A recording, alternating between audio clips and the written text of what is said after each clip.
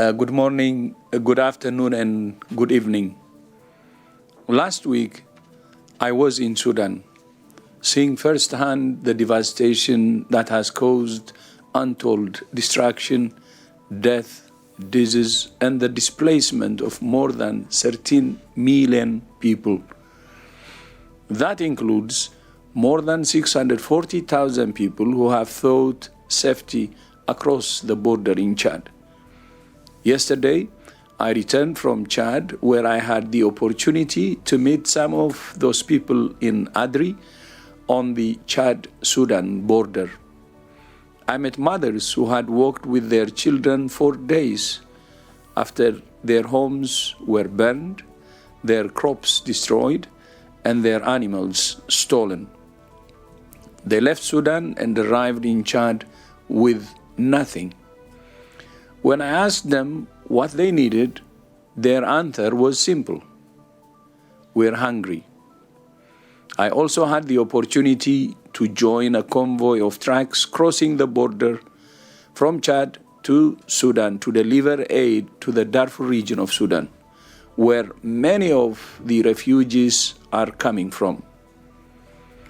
In the capital, in N'Djamena, I met with the President of Chad, His Excellency Mohamed Idris Deby Itno, to express my thanks for Chad's generosity in welcoming refugees from Sudan, even though it's putting a huge strain on the host communities and the health system.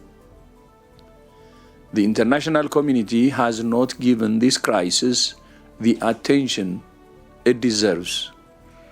WHO is working closely with our partners to do everything we can to meet the huge challenges these communities are facing.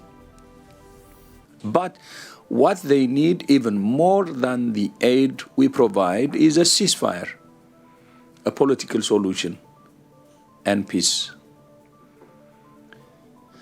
While in Chad, I also had the opportunity to participate in a high-level conference on the eradication of Guinea worm disease. In the mid-1980s, there were an estimated 3.5 million cases of Guinea worm globally. Last year, there were just 14 reported cases, and so far this year, there have been just 4, 2 in Chad and 2 in South Sudan. We now have the opportunity to make Guinea worm only the second human disease to be eradicated. This incredible achievement is thanks to the dedication of the affected communities, supported by a strong network of partners, especially the Carter Center and the personal commitment of President Jimmy Carter over many years. President Carter will celebrate his 100th birthday in less than 2 weeks on the 1st of October. I would like to wish him a very happy birthday and to offer him my deep thanks for his commitment to making Guinea worm history. Thank you, Mr. President.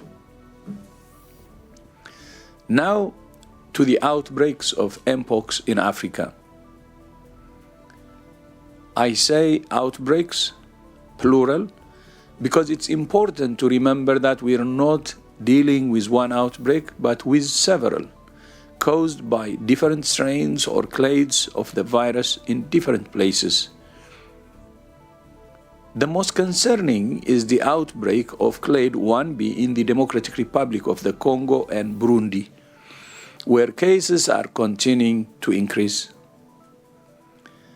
The virus is being spread primarily through close personal contact, including sex, and within families through caring for young children, breastfeeding, and sharing clothing or bedding. The response to the outbreak is made more difficult by the context, with insecurity in the affected areas and concurrent outbreaks of other diseases, including measles and chickenpox. WHO is on the ground working to stop these outbreaks. Across 9 countries, WHO has trained more than 1,600 health workers on treating Mpox. Tomorrow, more than 33 tons of supplies will be delivered to DRC, including essential commodities for testing, treating, and preventing infections. And in Burundi, WHO has addressed a critical fuel shortage to ensure that WHO, our partners, and the government can conduct their daily Mpox response activities at pace and scale. Vaccines are now being deployed, but vaccines alone will not end these outbreaks and are only one part of the comprehensive preparedness and response plan that WHO and our partners are implementing. We're also strengthening surveillance and field investigation, laboratory capacity, home and clinical care, infection prevention and control, and risk communication and community engagement. Implementing this plan depends on a strong partnership between governments, WHO, the Africa CDC, and many others, too many to list.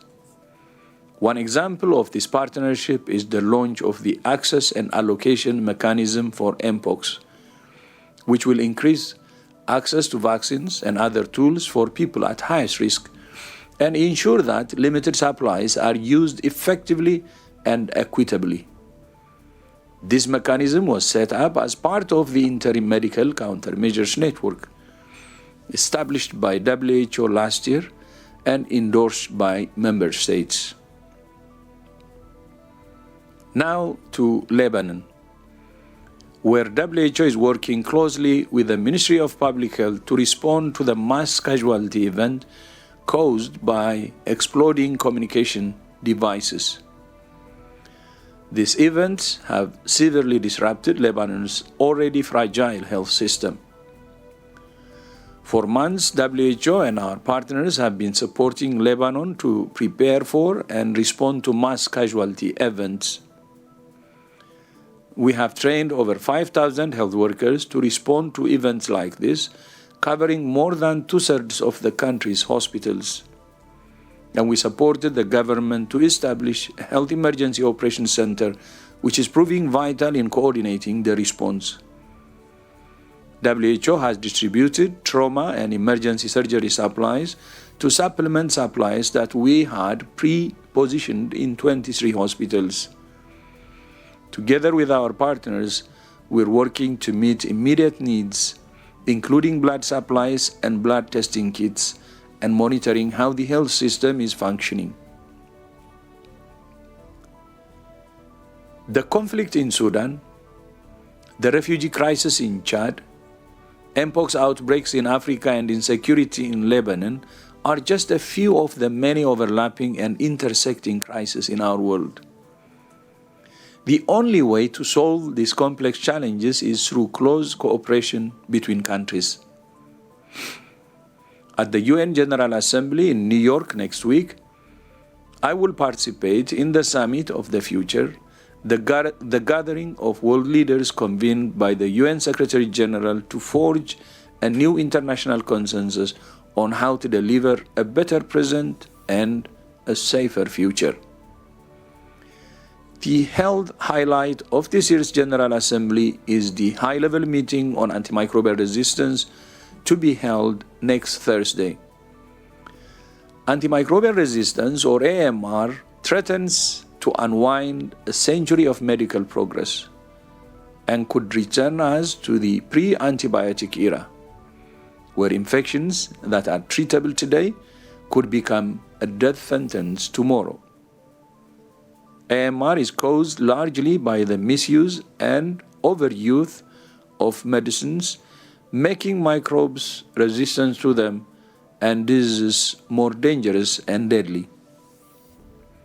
This is a threat for all countries at all income levels, which is why a strong, accelerated, and well-coordinated global response is needed urgently. This meeting provides a historic opportunity for world leaders to agree on specific actions and investments to address this global threat. Antimicrobial resistance is a particular concern in health facilities, where antibiotic-resistant infections pose a severe threat to the safety of patients. This past Tuesday, the 17th of September, was World Patient Safety Day. This year's focus was on improving diagnosis with the slogan, "Get it right, make it safe." The right diagnosis at the right time is the basis of safe and effective healthcare. Diagnostic errors can lead to serious harm and even death. This can include missed, incorrect, delayed, or miscommunicated diagnosis. As a result of these errors, millions of people experience avoidable suffering every year, putting a huge burden on health systems and increasing healthcare costs. Reducing this risk takes collaboration between health workers and managers, policymakers and regulators, civil society and the private sector, and importantly, patients and their families. Together, we can get it right and make it safe. Finally, yesterday, WHO and our partner FIFA launched a new campaign to raise awareness about concussion in football. Football, like other sports, is a great form of physical activity with many benefits for health. But like other contact sports, including rugby, American football, and boxing, there are also risks, including the risk of concussion and brain injury. The Suspect and Protect campaign aims to reduce this risk by helping players, coaches, and medical staff at all levels of football to be aware of the signs of concussion, to suspect concussion for anyone who sustains an impact their head, face, neck, or body, and to protect anyone with one or more symptoms of concussion by ensuring they leave the pitch immediately. Because no match is worth the risk.